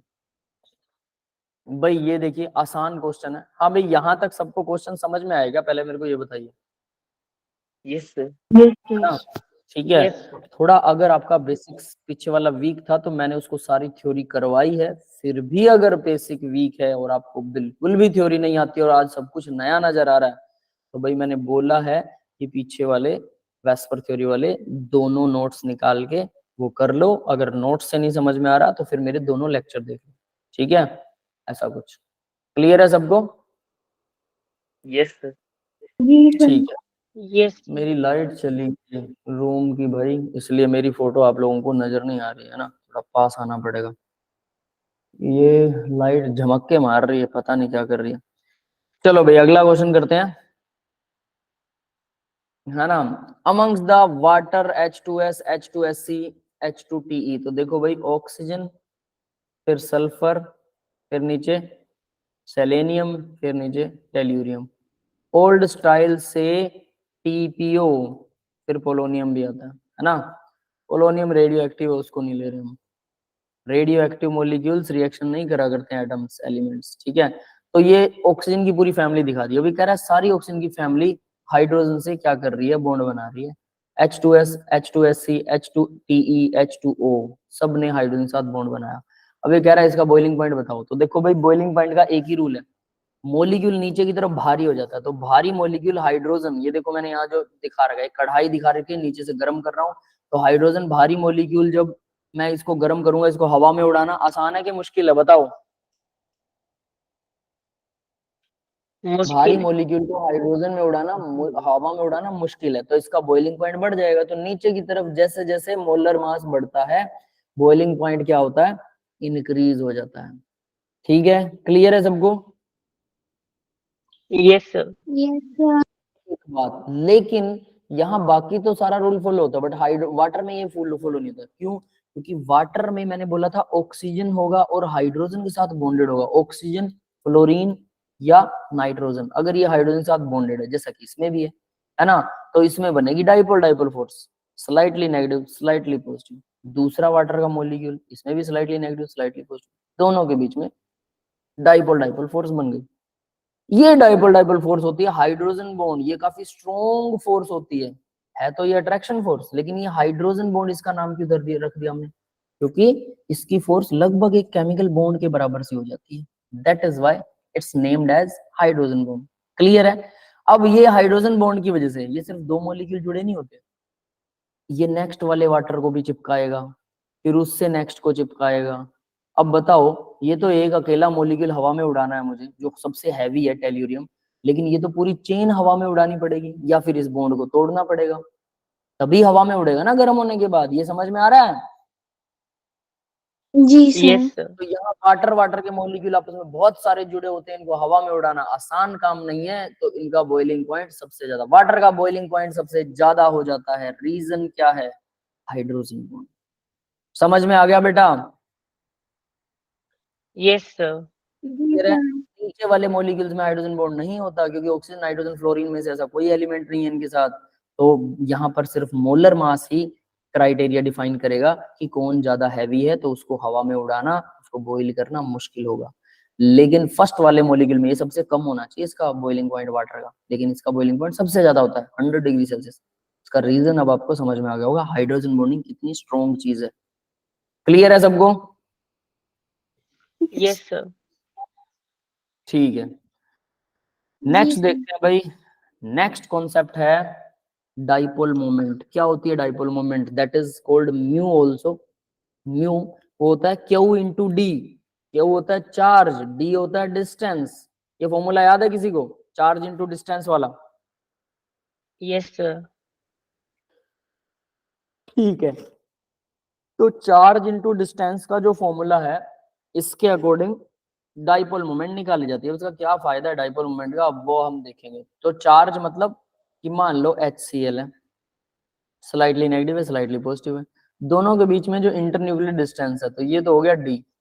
और जो नेगेटिव पॉजिटिव चार्ज की वैल्यू है ना, value, what I am saying, value of negative positive charge. I am not saying कि आप नेगेटिव चार्ज को नेगेटिव लो, पॉजिटिव को पॉजिटिव लो, नहीं नहीं, सिर्फ वैल्यू, उसका मैग्नीट्यूड लेंगे। तो मान लो वो स्लाइटली नेगेटिव एक्चुअल में 0.1 कूलम बनता है, तो ये नेगेटिव में कूलम है, और ये पॉजिटिव में होगा 0.1 कूलम, क्योंकि ओवरऑल मॉलिक्यूल तो न्यूट्रल है हमारा HCl। तो हमें ना नेगेटिव से मतलब ना पॉजिटिव से, एक्चुअल में हम कह सकते हैं कि सिर्फ पॉजिटिव लेना, सीधी सी बात। तो 0.1 कूलम लेंगे, ठीक है, और चार्ज मान लो मीटर में है, तो ये हम कह सकते हैं, और मान लो डिस्टेंस मीटर में है, ठीक है, तो 1 मीटर अगर डिस्टेंस हो दोनों एटम्स के बीच में, और 0.1 कूलम आ रहा, तो हम कह सकते हैं 0.1 कूलम मीटर इज द, क्या चीज है, डाइपोल मोमेंट, म्यू से रिप्रेजेंट करते हैं ऑफ द मॉलिक्यूल। यस, समझ में आ गया सबको? बिल्कुल आसान है ना। जी सर। चार्ज को डिस्टेंस से मल्टीप्लाई करना है, चार्ज पॉजिटिव ही रहना चाहिए, आप नेगेटिव भी होता है उसपे। तो इससे काफी सारे फायदे होते हैं। यहाँ पर हम अब उन्होंने जो बोला पहले उसकी बात कर लेते हैं ना। ऑर्डर इंक्रीजिंग डाइपोल मोमेंट, किसका इंक्रीजिंग हो रहा है डाइपोल मोमेंट? तो सबका इतना आसान नहीं कि सिर्फ दो ही डाई एटॉमिक मॉलिक्यूल मिलेगा। CH3, CH3 क्या होता है भाई, पता है सबको? इलेक्ट्रॉन डोनेटिंग इन नेचर होता है। कार्बन की चेन इलेक्ट्रॉन डोनेटिंग होती है बेंजीन रिंग को, पता है सबको? Yes, sir. तो ये इलेक्ट्रॉन डोनेट करेगा, जिस तरफ इलेक्ट्रॉन जा रहे हैं उस तरफ लगता है एरो, दूसरी तरफ स्लाइटली पॉजिटिव चार्ज बन जाता है, तो टेल हो जाती है पॉजिटिव। ऐसे हम डाइपोल मोमेंट को डिफाइन करते हैं। तो यहाँ CH3 में बेंजीन की तरफ इलेक्ट्रॉन जा रहे हैं, CH3 की तरफ पॉजिटिव चार्ज बनेगा। अब यहाँ देखिए 2 क्लोरीन लगे हुए हैं, हमें पता है क्लोरीन इलेक्ट्रॉन छीनता है बेंजीन से, भाई इलेक्ट्रॉन नेगेटिव इन नेचर होता है, तो ये इलेक्ट्रॉन छीन रहा है, ठीक है। और मेटा पर, उसने बोला था मेटा पर है, तो ऑर्थो के बाद मेटा पोजीशन मतलब एक छोड़कर, है ना, एक कार्बन छोड़ के नेक्स्ट कार्बन पर, ये मेटा पोजीशन है। दोनों क्लोरीन लगे हुए, ये क्लोरीन इस तरफ छीन रहा है, ये क्लोरीन इस तरफ छीन रहा है। इसका रिजल्टेंट डाइपोल मोमेंट क्या होगा, इसे निकालने का तरीका देखिए। सोचिए कि ये एक ट्रैक्टर है, ये दूसरा ट्रैक्टर है, दोनों सेम ट्रैक्टर है, सेम पावर के हैं, ये इधर लेके जा रहा है किसी चीज को, ये इधर लेके जा रहा है किसी चीज को, ठीक है, दोनों के साथ ये बेंजीन बंधा हुआ है, तो बेंजीन किस तरफ जाएगा, सोचिए, बेंजीन तो इस तरफ जाएगा ना, समझ Yes, में sir. आया ये सबको, ठीक है। Yes, sir. कैसे, अब जरा वो चीज देखिए, अगर मेरे हैंड्स आपको दिखाई दे रहे हैं, दिखाई नहीं, मैं ही दिखाई नहीं दे रहा ना, जादू बन गया मैं, कभी आता हूँ कभी चला जाता हूँ, है ना, अंधेरा हो गया बेटा कमरे में, ठीक है, लाइट चली गई परमानेंटली गई, ठीक है, चलो कोई बात नहीं, आप ऐसा समझिए कि वी शेप में कोई चीज वी शेप में है, और वी शेप में अगर कोई चीज किसी सेंटर में यहाँ मास बंधा हुआ है और कोई वी शेप में उसको ऐसे ऐसे खींच रहा है, एक ट्रैक्टर यहाँ लगा, एक ट्रैक्टर यहाँ लगा, तो ये सेंटर वाली चीज तो सीधी चलेगी ना, भले ये दोनों ट्रैक्टर ऐसे ऐसे खींच रहे हैं उसे, सेंटर वाला मास तो ऐसे चलेगा, तो इसी को बोलते हैं रिजल्टेंट। आप ऐसे ट्रैक्टर का एग्जांपल लेके रिजल्टेंट आसानी से निकाल सकते हैं, हालांकि there are many other methods, physics में आपने सीखा होगा, अगर याद है बहुत अच्छी बात है, नहीं याद है तो मेरे वाला मेथड हमेशा कामयाब होता है, हम केमिस्ट्री के एग्जांपल से चलेंगे, ठीक है, समझ में आ गया बेटा। जी सर। तो दो ट्रैक्टर लगाइए, दोनों ट्रैक्टर से वो खींच के देखिए, जिस जिस कॉर्नर से वो खींच रहे हैं, तो आपको, और पीछे उनके कोई मास बांध लीजिए आप, तो आपको समझ में आएगा कि ये सीधी डायरेक्शन में कैसे जाएगा। सेम एज इट इज नीचे, अगर ऑर्थो वाला एग्जांपल लेते हैं, तो ऑर्थो में थोड़ा सा पास आ जाएंगे दोनों क्लोरीन, तो ये यहाँ जा रहा है, ये यहाँ जा रहा है, ठीक है, ये दो ट्रैक्टर है, बीच में मास बांध रखा है बेंजीन का, तो ओवरऑल सेंटर में मास तो ऐसे चलेगा, है ना। अब आप कहेंगे सर लास्टली तो ये अलग हो जाएंगे, तो आप अगर इनका एंगल ऐसे बदल देंगे ना तो गलत, फिर तो अलग हो ही जाएंगे। एंगल हमेशा अगर ऐसे रहेगा तो मास हमेशा ऐसे ही चलेगा, याद रख लेना, थोड़ा दिमाग लगाओगे सोचिए।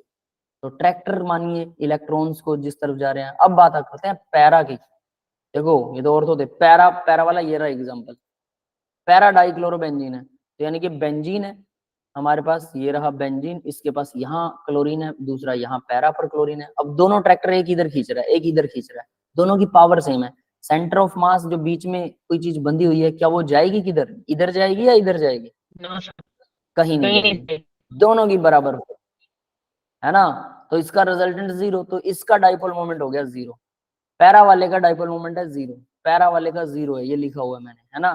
फिर उसके बाद में भाई, उसके बाद CH3 भी तो डोनेट कर रहा था, तो बेंजीन इधर खींच रहा था CH3 को, अब उल्टा हो गया काम, इलेक्ट्रॉन जो खींचता है उसी उसी को हम ट्रैक्टर मानते हैं, यहाँ बेंजीन है ट्रैक्टर, CH3 एक चीज है, एक ही चीज बंधी हुई है बेंजीन के साथ, ये इधर खींचना चाह रहा है, खींच लेगा, कोई दिक्कत नहीं है, बट बात ये है कि ये पावरफुल ट्रैक्टर नहीं है, ये भी याद रख लेना, क्योंकि CH3 अच्छा इलेक्ट्रॉन डोनेटिंग नहीं होता, तो इस वजह से ये आएगा टाउलिन, टाउलिन का डाइपोल मोमेंट कम आएगा, ठीक है, दूसरे नंबर पर। उसके बाद फिर देखो मेटा पोजीशन पर क्लोरीन थोड़े एक दूसरे से दूर थे, वी शेप थोड़ा सा बड़ा वी था, थोड़ा सा बॉन्ड एंगल ज्यादा था, जिसकी वजह से दोनों ट्रैक्टर खींचेंगे, बिल्कुल सही है, लेकिन रिजल्टेंट पे इतना असर नहीं डालेंगे। लेकिन जब ये दोनों पास आ गए, वी शेप थोड़ी सी बेटर हो गई, ठीक है, तो उससे क्या हुआ, रिजल्टेंट बेटर, और भी डाइपोल मोमेंट की वैल्यू बढ़ गई, मतलब सीधी सी बात है, उसका डिस्टेंस कम होता जा रहा है, तो डाइपोल मोमेंट की वैल्यू बढ़ेगी, क्योंकि चार्ज तो उतना ही लगाना है उन्होंने, क्लोरीन ही ना दोनों, समझ में आ रहा है। मेटा दूसरे नंबर पर, पहले नंबर पर ऑर्थो का डाइपोल मोमेंट सबसे ज्यादा होगा, क्लियर है बेटा, जी सर।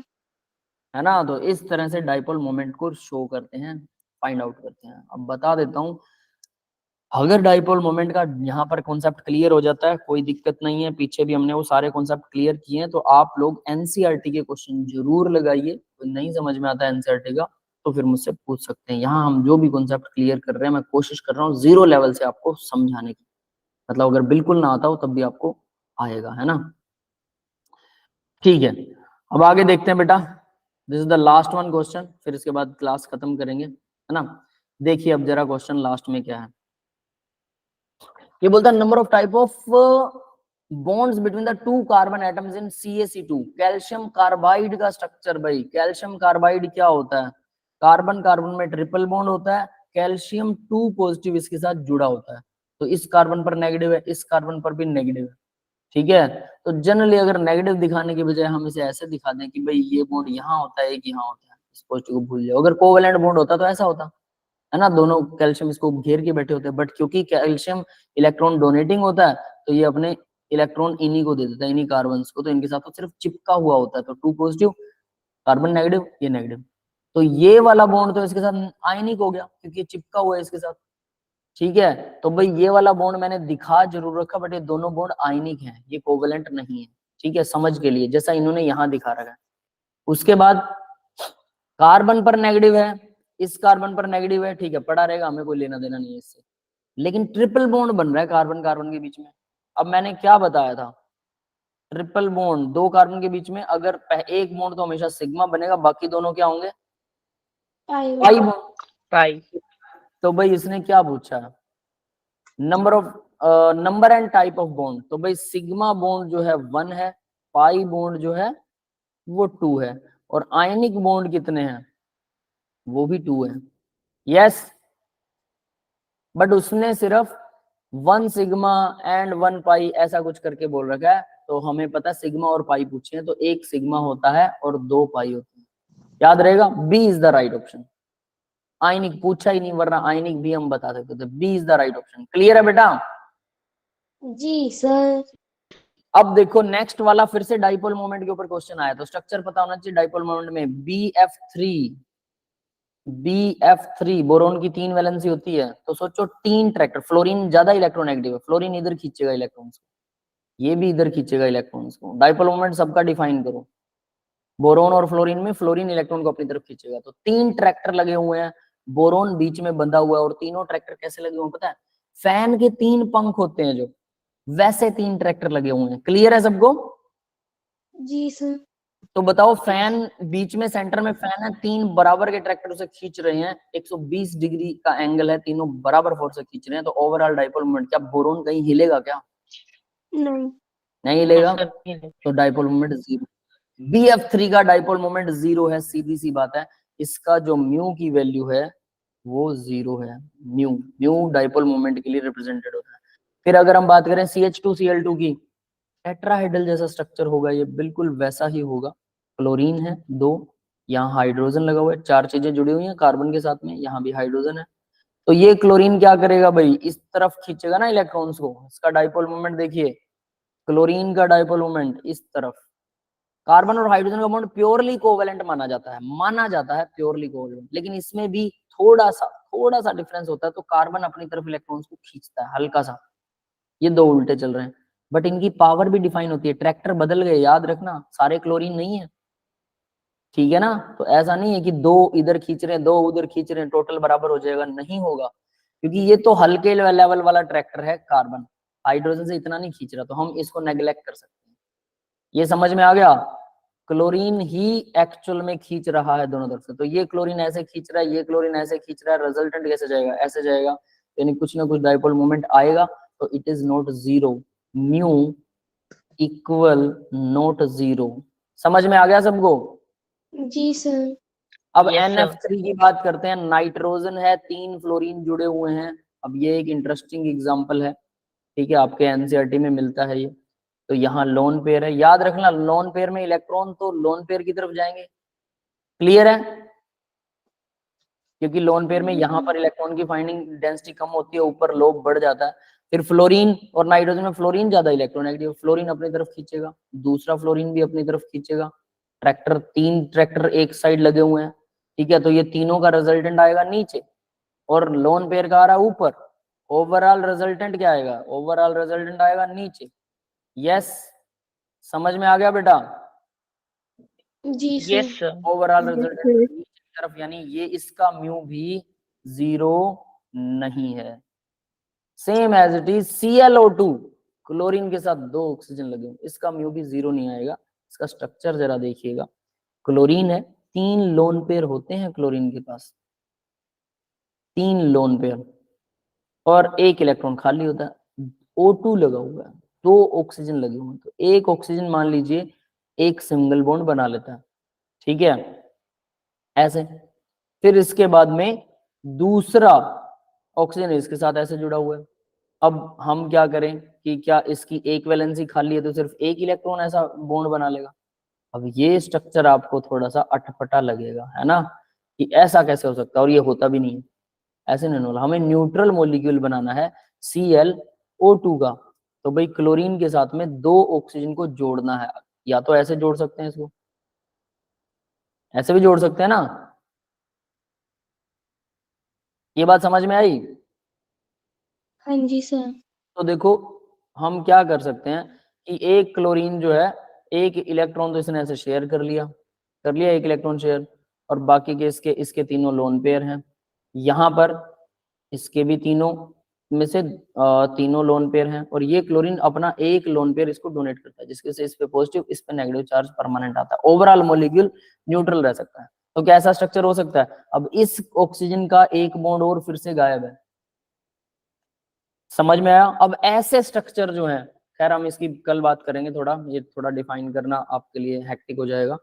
इस ऐसे स्ट्रक्चर जो है इन पर थोड़ा सोचना पड़ता है, लेकिन बाकी के 15 स्ट्रक्चर करने के बाद में ये खैर लीनियर स्ट्रक्चर ही बनेगा, तो वो आसान हो जाएगा। तो इसको मैं सिंपल बता देता हूँ ये कैसे होता है।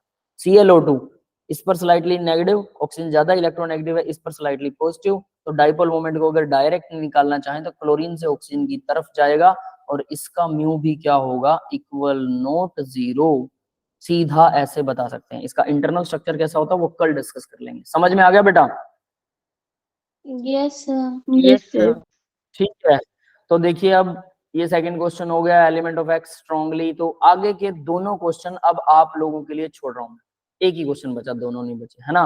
नेक्स्ट क्वेश्चन नंबर 9, ये आप लोगों के लिए छोड़ रहा हूँ। That's all for the today's lecture guys. आज के लेक्चर में इतना ही करेंगे, ठीक है? ज्यादा Okay, time sir. नहीं। ठीक है, थैंक यू बेटा, thank you everyone, you can leave the class. ठीक है, क्योंकि मेरे पास अथॉरिटी नहीं है, सर आएंगे वो बंद करेंगे। बाय बेटा, बाय एवरीवन। इसको ध्यान से करना।